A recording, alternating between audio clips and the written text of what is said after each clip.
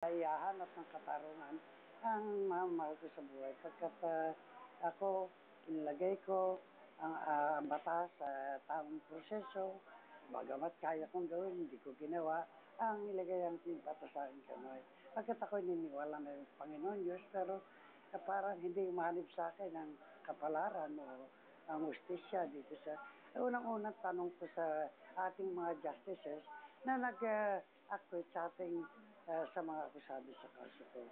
Bakit po kaya nagtatago si Dong Ventura at ito si Joey Pilar na di umano kasama nila?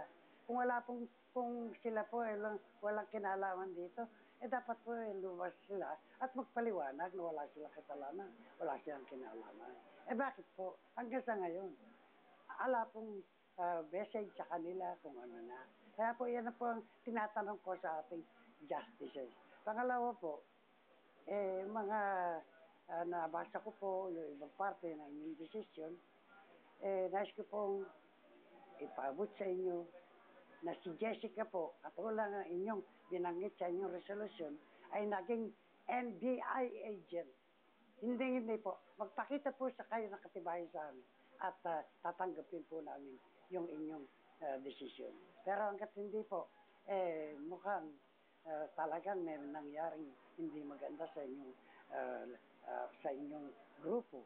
At isa pa po, bakit yung pinagtayong-tayong itong pagbibigay ng desisyon at nakarating po sa aming kaalaman na sa 18 pa ng Enero magkakaroon ng final resolution. Bakit po biglang-bigla? Bakit po pinospone niyo November 23 scheduled promulgation o decision?